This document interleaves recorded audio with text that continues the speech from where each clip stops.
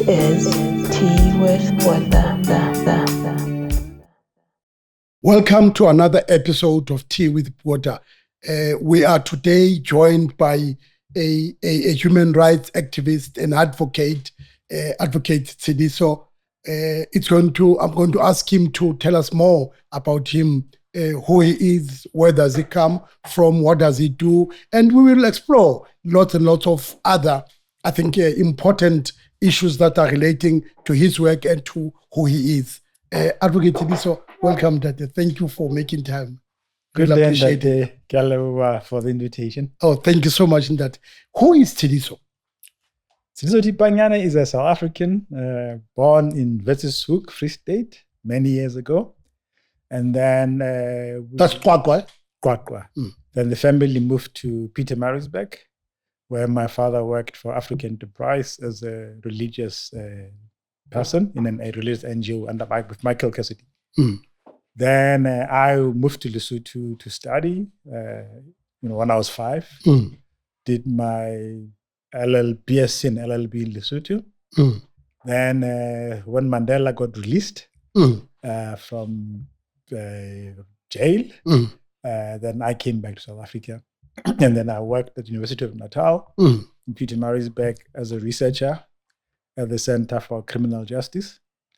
And then moved to UWC Western Cape as a law lecturer, and then joined the Human Rights Commission as head of research, later became the CEO. Then I left, went to New York, came back, and then I took the office again as the CEO of the Human Rights Commission until 2022.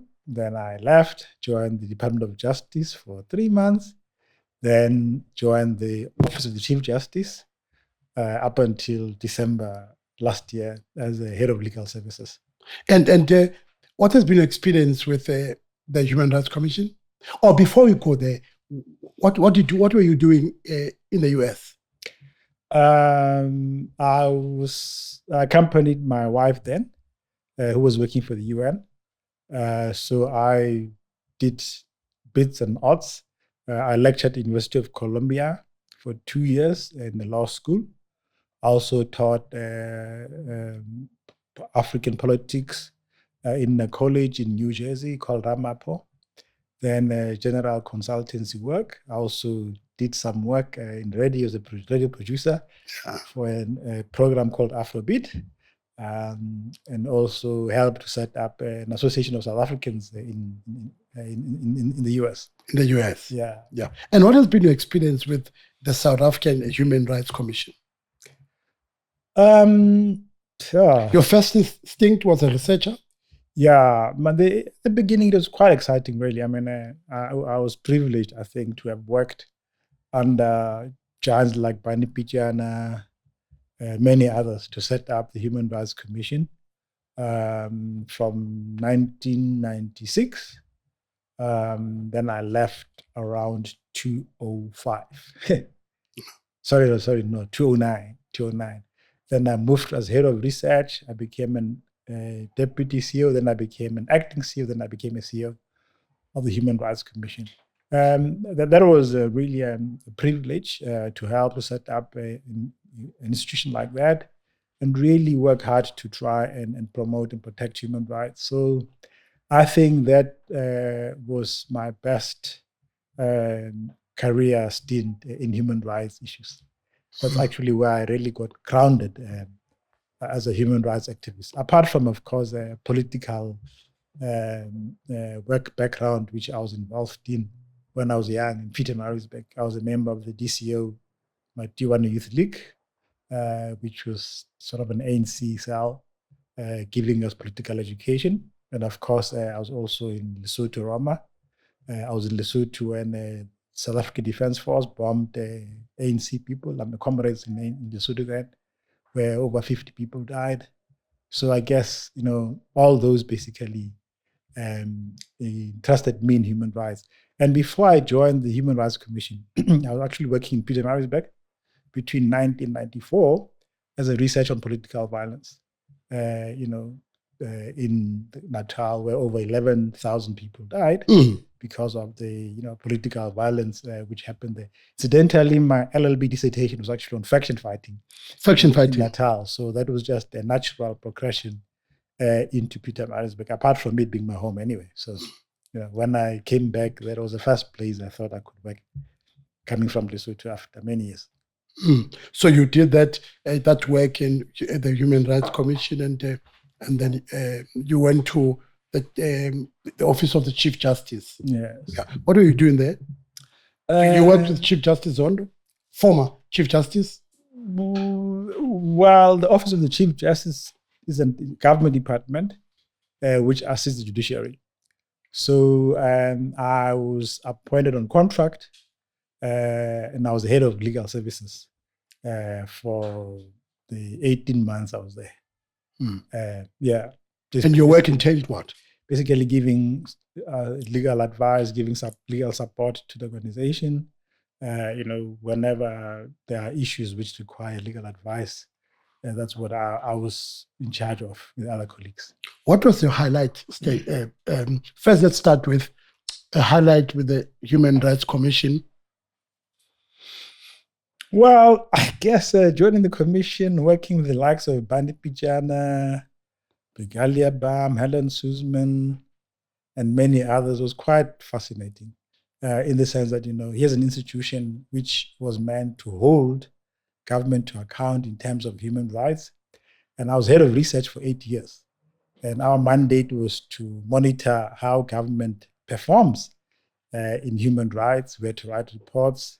And that's where we had lots of challenges with government, our own comrades. What sort of challenges were those? Well, I guess, people are not used to being held to accountable by lesser beings than them. So you can imagine we're holding the... You mean the powerful ANC? Yes, we're holding... Liberation, Gravitas, and... the government of Mandela, government of Thabo Mbeki, government of Zuma, to account on human rights issues, and also subpoena them if they don't comply and sue them when they don't comply. So it was quite a fascinating job, but also an eye-opener, that, despite our commitment to human rights, government was already having challenges. Government was having? Challenges. What sort of challenges are you talking about? Well, to respect Chapter 9. When we ask for information from government, we don't get it. When we make recommendations and findings, they don't get fully implemented. And hence, we subpoenaed lots of people. We went to court. We had hearings. And unfortunately, by the time I left, that mandate sort of fizzled out. It was a very important mandate. You say it's fizzled out. Yeah. How come it fizzled? Because these are guaranteed. Yeah. Let me give you a context then. At a personal level, I was not really happy with the Truth and Reconciliation Commission. And I went to Parliament then to raise concerns. I was still in the civil society on child rights, to say, look, apartheid was first and foremost an economic system. And if we don't address its effects as an economic system, we'll be missing the point. Then we're told, no, don't worry, we'll set up the Human Rights Commission, which will then deal with the issues of this. So I was privileged, basically, to head the department in the Human Rights Commission, which was responsible for the monitoring of socioeconomic rights, how our government gives effect to socioeconomic rights, as well as address the past and the devastating effects of apartheid on economy. Issues like education, health, many things in the constitution. And then we had to ask government every year, what is being done. One, to address the inequalities of the past, but also then to make sure those rights are being realized. Education, housing, water, sanitation, and many things. So the Constitution provided the commission, Human Rights Commission, with the powers to ask for that information on yearly basis from all organs of state, and then analyze information and make findings as to whether we're making progress or not. So if you look at the Constitution, it says that socioeconomic rights must be realized progressively within available resources. So we'll ask government, land, what are you doing to address the land imbalance in our country? Now, unfortunately, many government departments were not forthcoming with that information. Then we'll have to subpoena them to force them to provide that information. So many government departments were subpoenaed by us then. I remember we subpoenaed Maria Ramos. She was not very happy, the Treasury. She was, by the way, then she was the DG of Treasury. And the minister was Trevor Manuel. Yeah, of finance. Yeah. So it was national departments, provincial departments, and local. But local was just too much. So basically suspended our work on local government. It was just too much. And then we'd write the reports. And sadly, most of those reports were never even tabled in Parliament. And I think that's why, to be honest, if you look back, had that work been done properly, many of the challenges we're having today in our country in terms of socio-economic rights, service delivery, would have been adequately addressed. Now we have massive challenges in terms of education, health, everything really under socio-economic rights. So it was a privilege to work in that environment to hold government to account. The other thing which we are responsible for was access to information.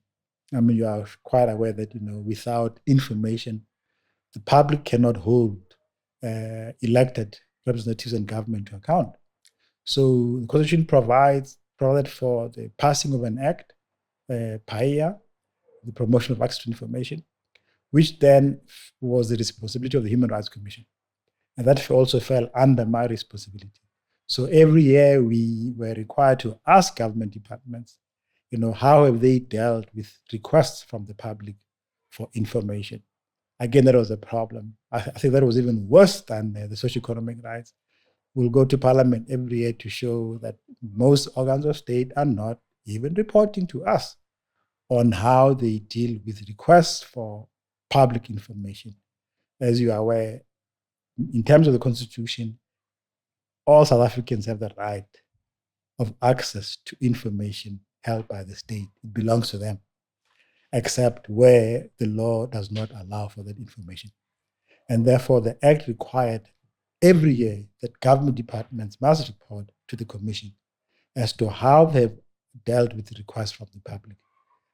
That was a dismal failure. Local government, hardly any department, government, municipality was reporting. National, some departments were not reporting. And unfortunately, nothing much was being done by Parliament. And that mandate was then given to the information regulator. But even today, I mean, you're quite aware that many government officials still don't think that government information belongs to the people of this country. You battle to get information about yourself. That act also applies to the private sector, that you have the right to information held by private sector if it's going to affect your rights. So that has been another challenge. The third challenge which we had was we helped to pass the Equality Act, PEPUDA, the Promotion of Equality and Prevention of Unfair Discrimination Act. That act was actually drafted by the Human Rights Commission under Bani Pichana, because we felt that Parliament was going to delay in passing that act. So we helped to give birth to that act. And that act basically provided for equality courts, which South Africans can go to for free of charge if they feel that their rights are being violated under equality. Up until now, as I speak, when the act was passed in 2000, the huge chunks of that act have never been brought into operation. The promotional aspect, Chapter 5. You mean the PEPUDA Act? As we speak now, never. Yeah. And any reason, do you know why? It's difficult. I mean, we would raise these issues. No one can get a very clear answer. But, the challenge with that is that even though almost all magistrate courts in this country and high courts in this country are equality courts, and people can go there and raise issues without paying anything, those courts hardly ever work. And you are quite aware that 30 years later, the level of discrimination in our country, racism, gender-based violence, have gone sky high. And many people are not even aware that there's an act called PEPUDA, that the equality courts where they can go if they are victims of discrimination, whether it's race or gender or anything. So those are some of the highlights whilst at the commission. Interesting. But at the same time, a window into the future, which we are now at 2025, that we had really done things properly. We'll be talking about a different South Africa. So you're saying that we are where we are because essentially of the failure of government, or to be specific, the ANC government. Is that what you're saying? The failure of our government to give effect to the Constitution, to give effect to the laws which support the institution, and to give support and respect to institutions which were created to make sure that that Constitution is a reality. And remember, the protection and promotion of human rights is the cornerstone of our democracy. It's one of the values of this country. The PEPUDA Act. No, human rights. Oh, human rights. Yeah. And therefore, without human rights, without respect for human rights in this country, we are then failing to give effect to the aspirations of these people, of the people in our country. Because remember, to a large extent, the struggle against apartheid was really a struggle for human rights. Human rights, human dignity. Informed by the Freedom Charter and many others. And therefore, the Human Rights Commission was given a mandate to help. So you can imagine then as a young man in 1996, I was about 33 years old, joining this huge organization on paper and making sure it works. It's been a struggle to get it established and get it going. And I think we did quite well in the first phase of the commission up until 2009. We really helped to build a very great institution, highly respected. But after 2009, the wheels began to fall off. Why? Was it because of political interference? Yeah, clearly, we used to, take a stand on many things. I remember just before I left the commission in 2009, we helped to stop the thing in Eastern Cape, mining in Eastern Cape. They want the mining? Yeah, okay. Mining of the sand dunes, Kolobeni, I think. Yeah, Kolobeni. We subpoenaed the ministers responsible and it never happened. And I'm sure government was not impressed with that. And then many other things. And I think, those who came around 2009 felt that, a body like the Human Rights Commission was a hindrance. And then there was change in the leadership of the organization. And one of the biggest sacrifices was the demise of the Section 184 mandate. The Section 185? Yeah, 84 of the Constitution, where the Human Rights Commission has a mandate to monitor and report on how socioeconomic rights in this country are being addressed. And that speaks to issues of poverty, speaks to issues of inequality, and many other things. Well, how did it demise? What caused its demise? That's Section 184. 184 of the Constitution, yeah. So when I was the head of research, we grew from nothing. When I joined the commission, I was the first head of research. I only had a secretary, and we had to slowly build the department. By 2009, we had about 20 researchers. That's how you grew it. Covering all aspects: health, education, economics, everything you can think about. And those researchers were responsible to research and advise on how are we doing as a country. And when I left in 2009, when I came back in 2022 and took over again as the CEO of the Human Rights Commission, it was actually quite sad. There were less than 3 researchers in social economy. When you left it, you were about 20 researchers. Yeah. When I came back, there were less than 3 researchers. We no longer produce proper reports on socioeconomic rights status in the country. We don't even know whether we're coming or going. And yet there's actually a mandate in the Constitution that every year the Human Rights Commission must gather from all organs of state information on what is being done around socioeconomic rights, whether we've made progressive realization. So from 94, we're supposed to be going upwards, not downwards. And the Progressive realization. Yeah. All these rights. I mean, from 20, you said when you came back, you were left you found 3. Am I right? 3? Yeah. 3 researchers. Was it because of lack of funding? Was it because of a lack of political will? Well, a mixture of both. I mean, lack of political will, but also lack of funding, but also nobody's asking the commission. Here's a mandate. Where are the reports? How come you are not monitoring? But also the public is also to blame. The public is also to blame. Yeah. South Africans were to blame, all of us. That, if we have this special mandate in the Constitution, which requires the Human Rights Commission to submit a report to all of us as South Africans to say, here is the state of health and education. Here are the problems. Here is what should be done. I've never seen those reports in the last 3 years. Nor have you. Anything. So, so you look at the problems in our country: poverty, potholes, blackouts, our health system. Yeah, and if you don't have the information to ask and to hold those who are responsible to accountable, then of course we are backsliding in a big way. The level of poverty in our country has gone up. Unemployment has gone up. Economy is a mess. Simply because we did not stay true to that mandate in the Constitution.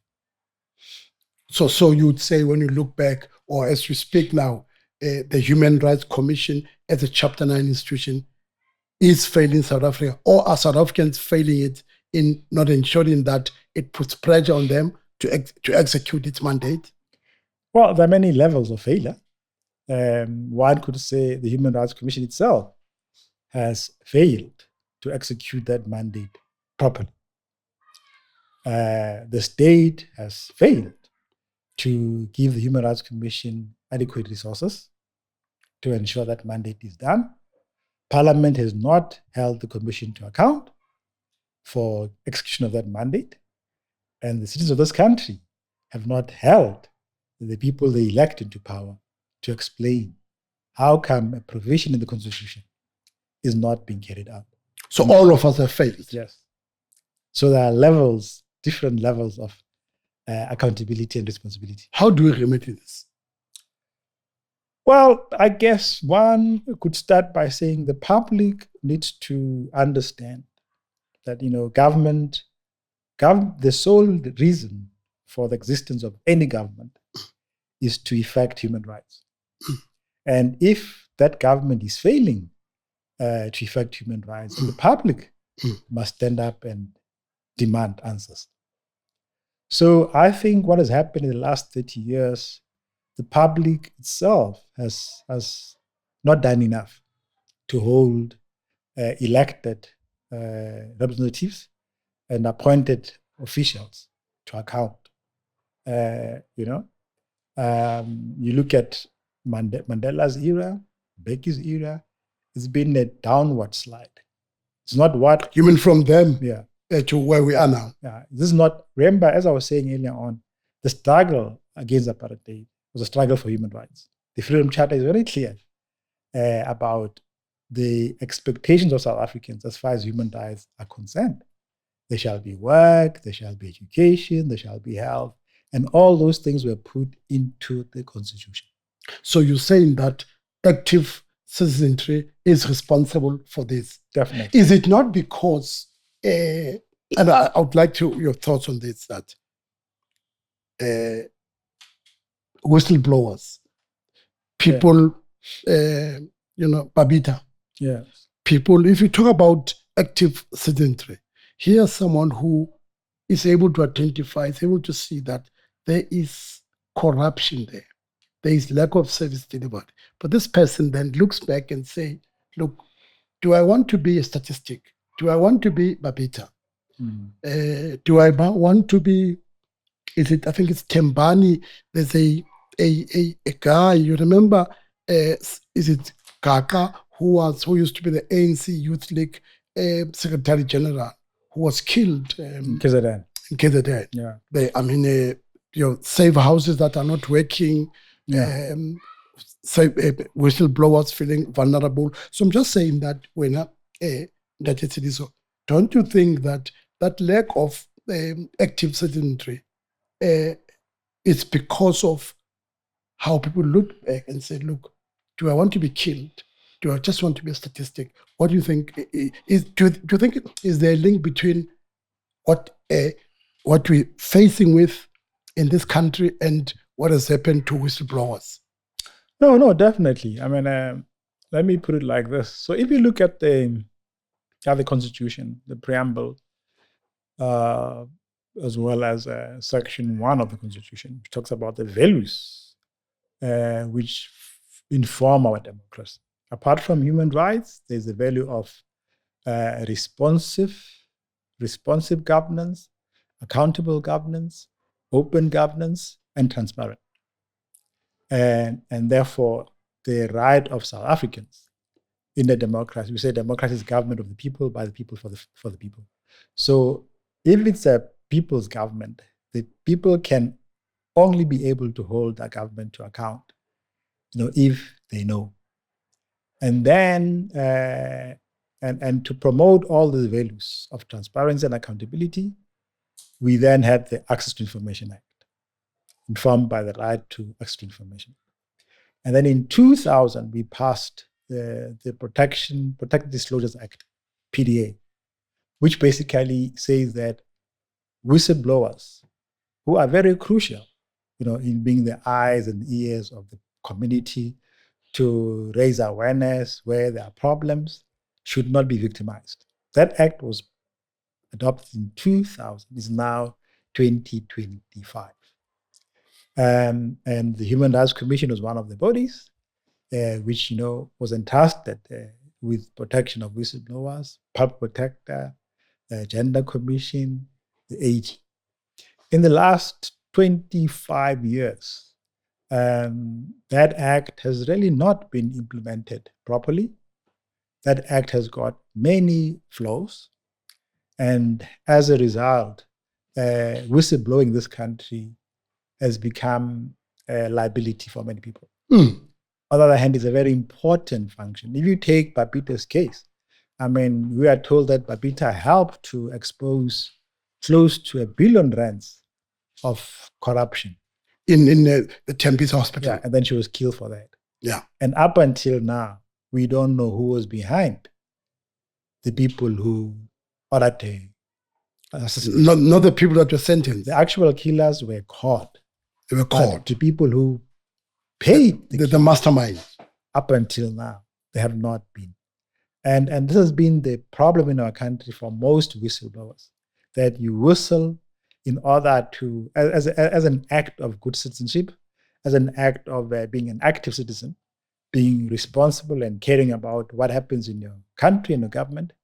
Instead, like Babita, you get a bullet. Elsewhere, you get dismissed. Look at the Prasa situation, Martha Ngoye. Look at Cynthia Stamfel in SAA. Cynthia's case is actually quite interesting one. Cynthia basically exposed corruption in SAA. She was even affirmed by Zondo. She was a treasurer, no? Something like that. Yeah. The Zondo Commission report says Cynthia was victimized as a whistleblower. She was forced into early retirement. She lost over 2 million rands. We took her case as a Human Rights Commission and to say SAA must pay. By the time I left, nothing had been done. And I'm told now that case has been closed.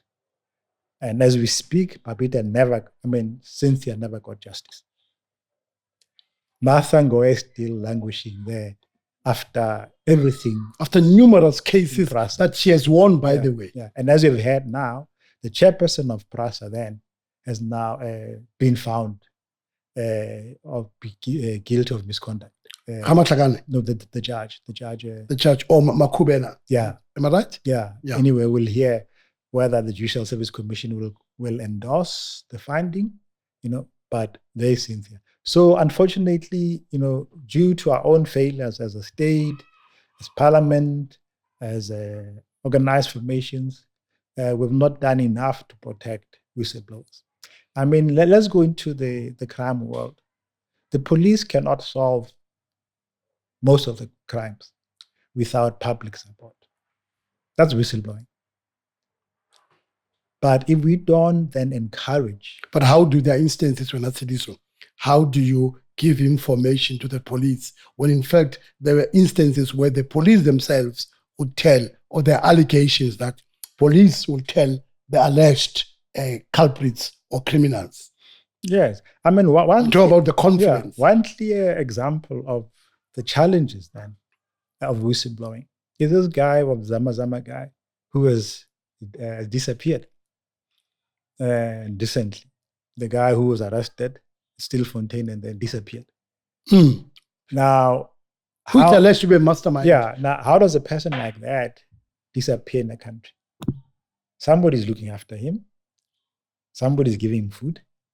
So it just shows you what happens when we discourage South Africans from whistleblowing on wrongdoing, either in government or at a personal level.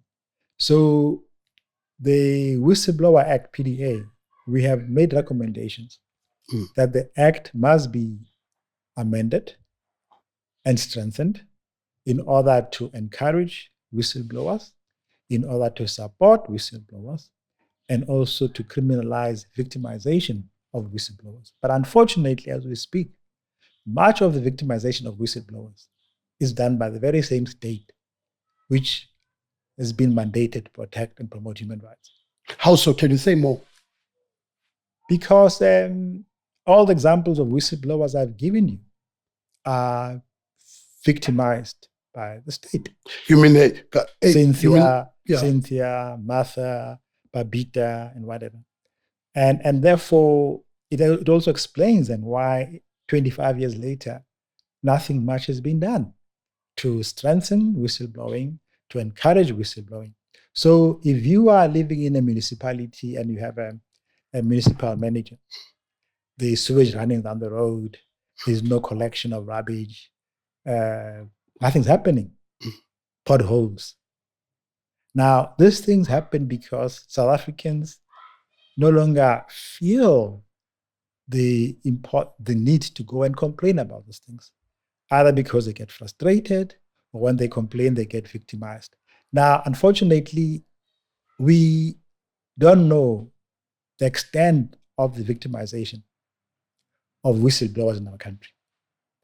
But you can see that by the collapse in government, that wrongdoing happens in government because now the citizens no longer feel the urge to stand up and say no, whether it's the taxi drivers who are doing nonsense, or the police, or municipal managers, or members of parliament, because people are discouraged.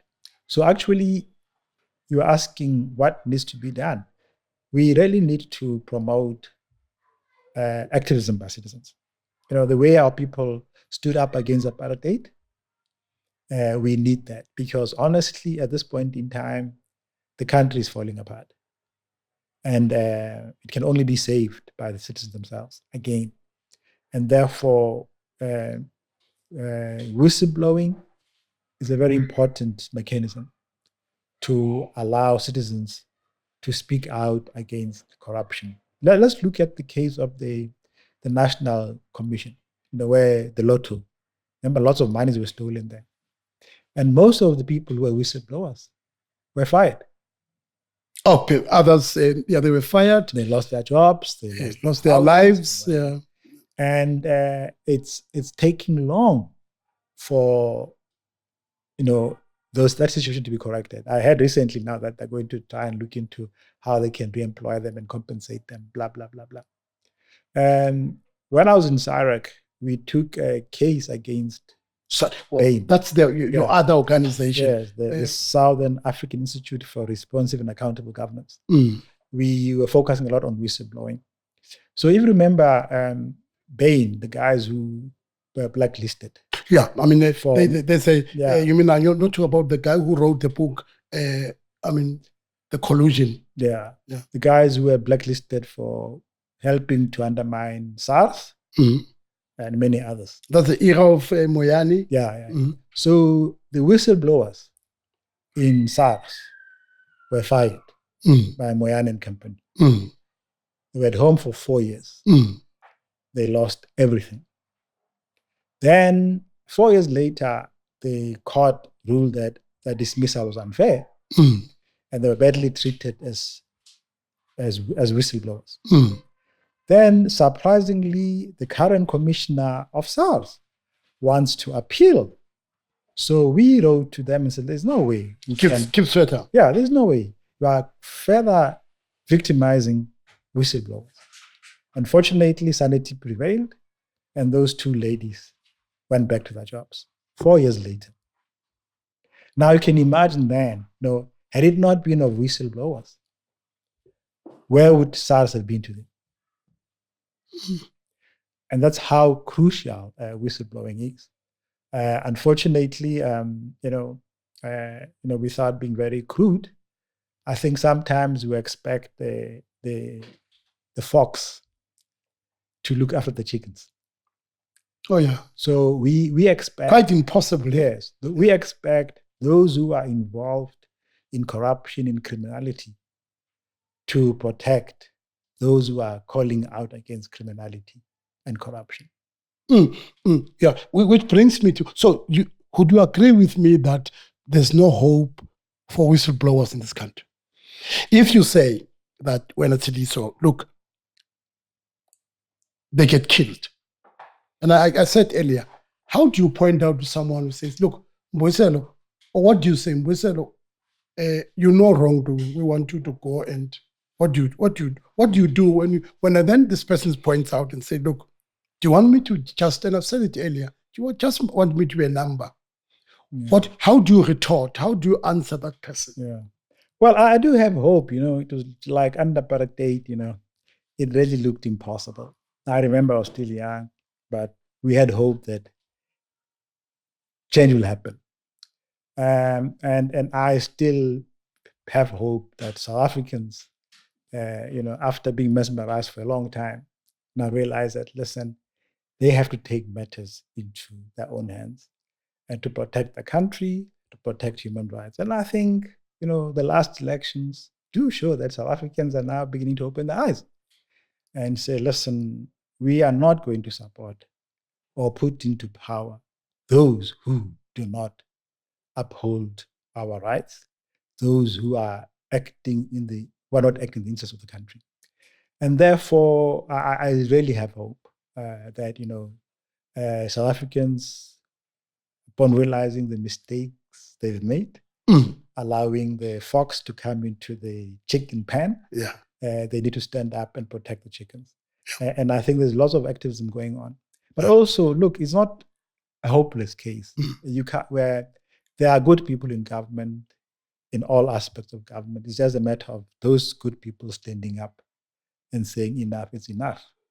There will be no corruption under our watch, no violation of human rights under our watch, no stealing of money under our watch, and therefore change will start to happen. And I think change is beginning to happen.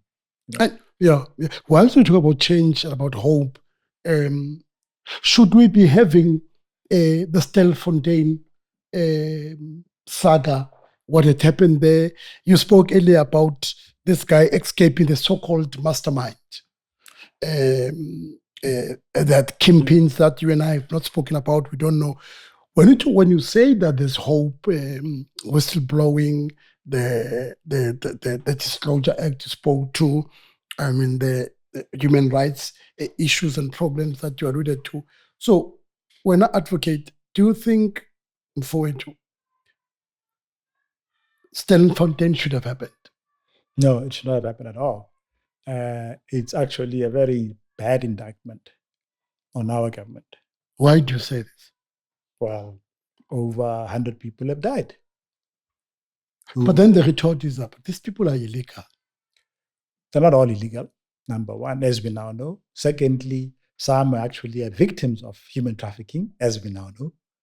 So let's say, even if they're illegal, what does our constitution say? It says that the state has the right and the duty to protect human rights.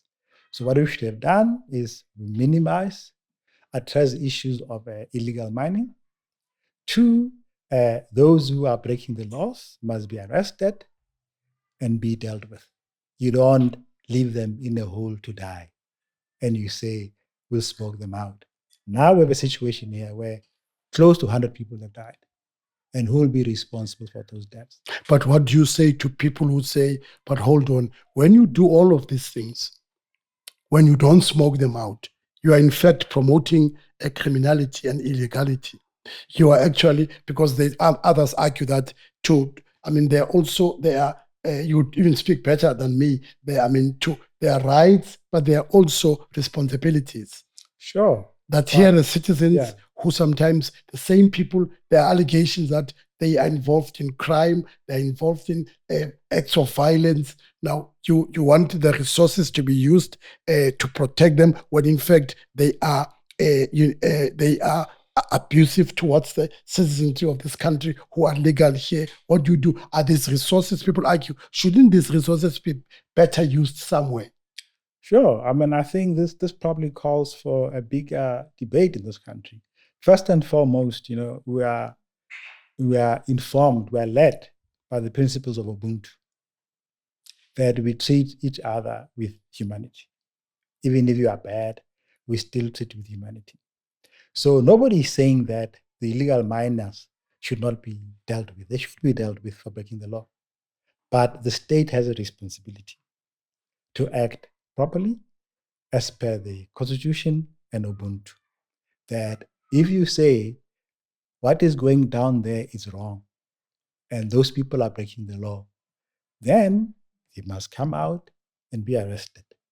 But the state does not kill people by saying, well, we'll deny them food, we'll make sure they don't come out, and they will die. And they've died. Now, who is going to be responsible for that? Number one. But as I was saying, for me, it was actually very worrying that without intelligence, we assumed that all the miners, illegal miners, are foreigners. And now we know they're not all foreigners. Two, we assume that all of them were criminals. But now we know some of them were trafficked, children of the age of 14 and 15, who claim that they were misled to go into the mines. And then those who wanted to leave were not allowed to leave. That's why then people went to court. The court says it's inhumane to deprive those people of food. In fact, the last evacuations were a court order. So why did it require the court to say to the government, you have a responsibility to protect life? And for me, what is really more painful is that, having been involved around issues of human trafficking, how did we come to a conclusion that all those people there are all criminals? We should really be ashamed of ourselves that we have enough intel to know what is going on. So there was no intelligence. Is that what you're saying? There should have been intelligence. But there was no intelligence. We don't know.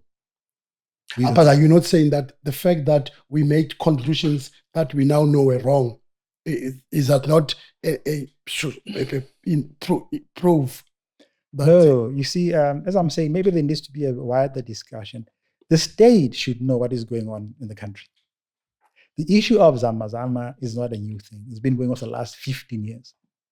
And therefore, it's very surprising that the state does not seem to know what happens down there.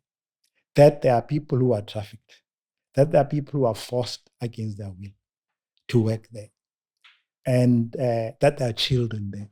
So it will be very scary if our government does not know that there were 14 and 15-year-old girls, children there. Some of them are actually sexual trafficked for sexual purposes, some for cooking, all sorts of things. And it's such a huge operation. There are over 600 abandoned mines in this country. And we focus on Stilfontein only. What happens in the rest of the country? In an operation which includes more than 10,000 people, who supplies these people with the food? Who refines the gold? Who sells the gold to we're told, to Switzerland and Brussels? How does it get out of here? It cannot be a problem which only ends with some Basotho guys for Zimbabwean guy. This is a highly, highly sophisticated operation. Highly organized. Highly organized. So much more than we realize. So you say that there are these top brass. The top brass are somewhere in Houghton, Bishop's Court, Sandton, making money. I was told this industry is over 10 billion rand. So how will those Zamazamas from Lesotho have the technology and the know-how to refine the gold and sell it in Brussels and Switzerland? So you say that we failed them.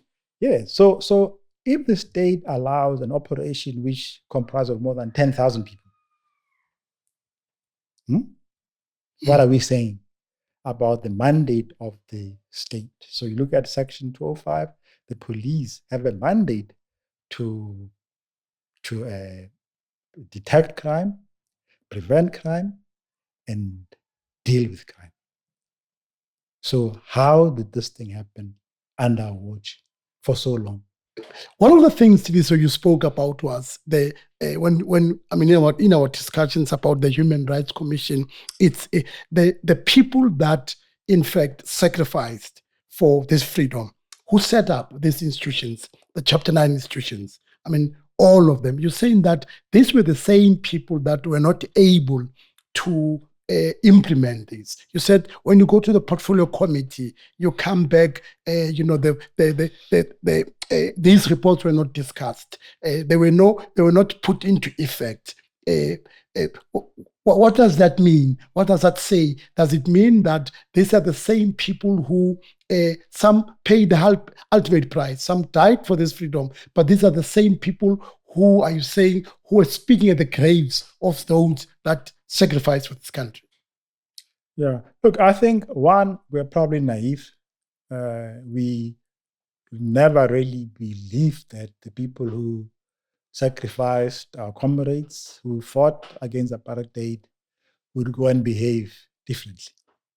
But it's human nature. In the Christian world, we will say we're backsliders. People do backslide.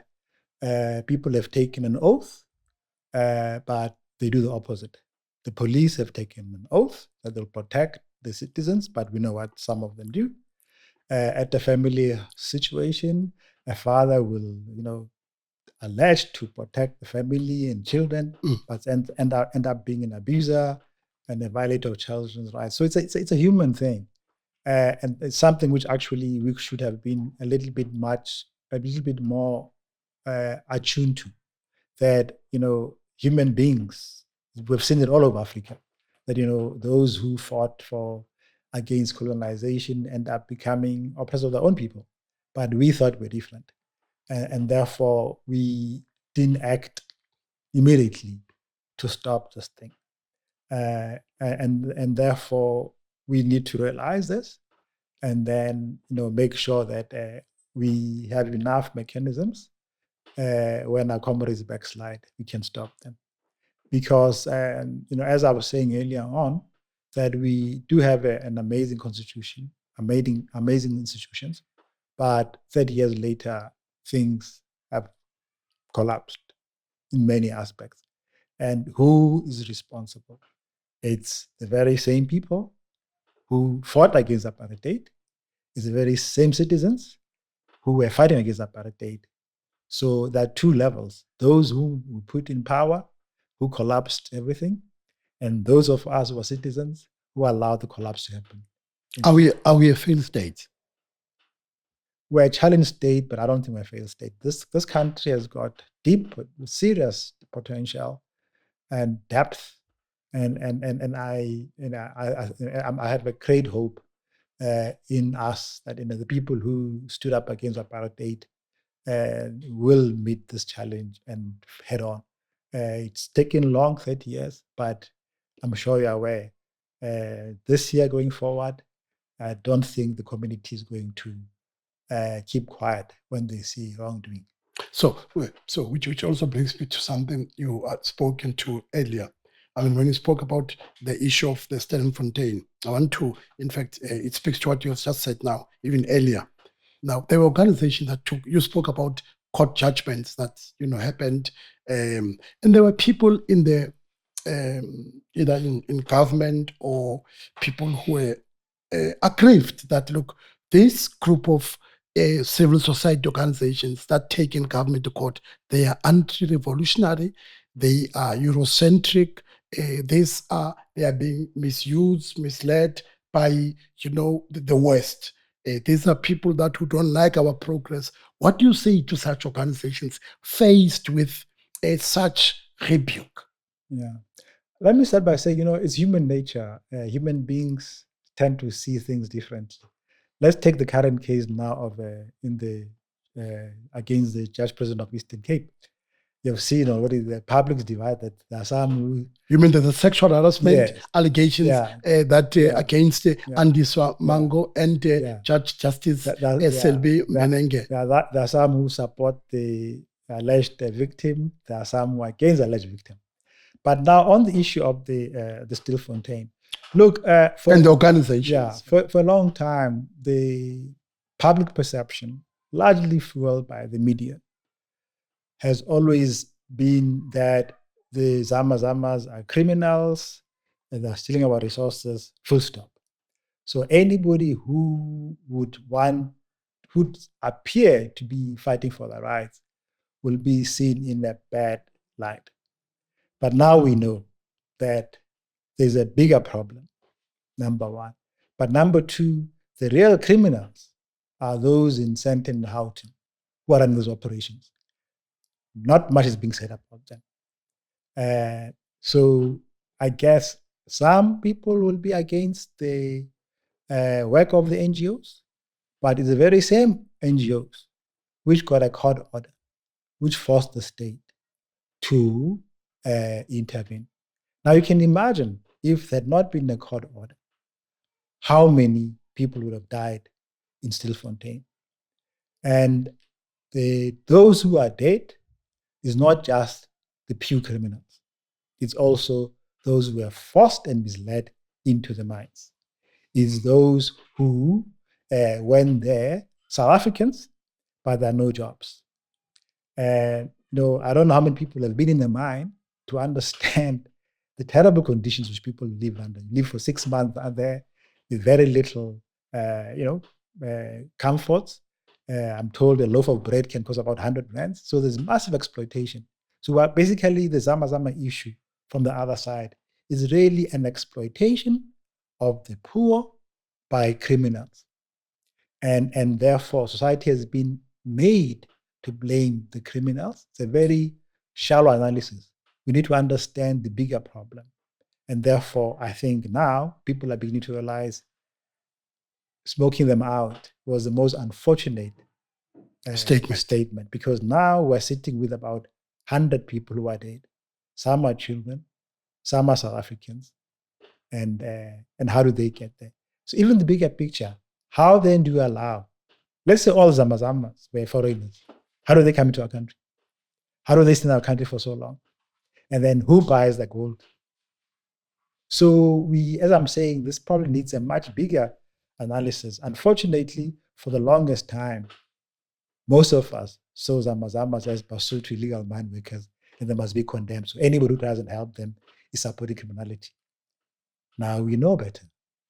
And it's a tragedy that, we've allowed as a country so many people to die. And many of them are innocent. In a country where the court said the state cannot kill people. Yeah.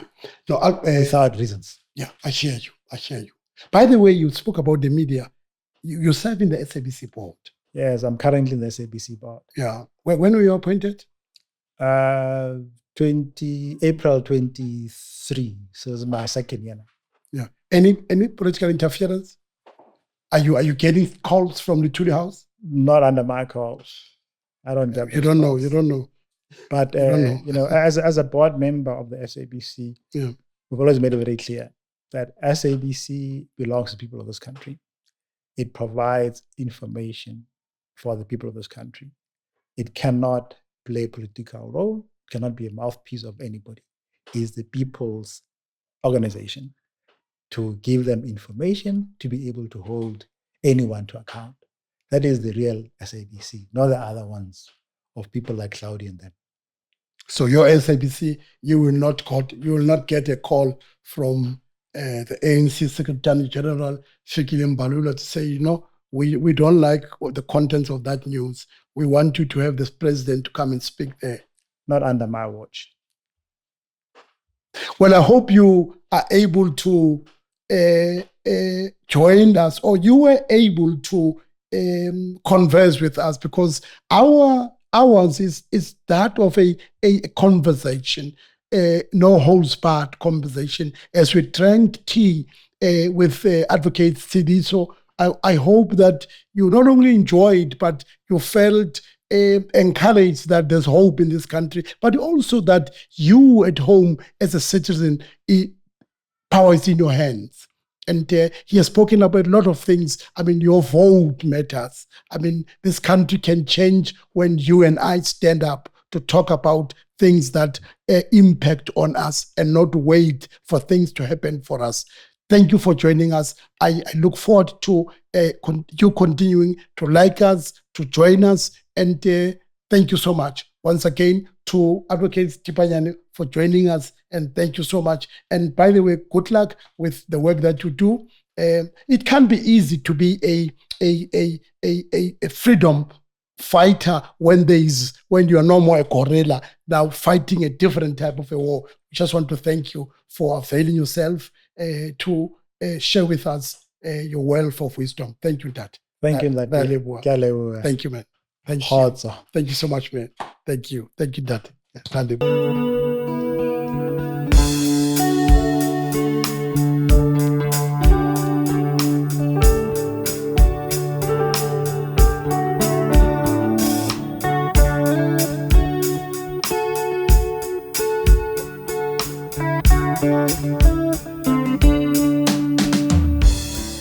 This is Tea with Botha.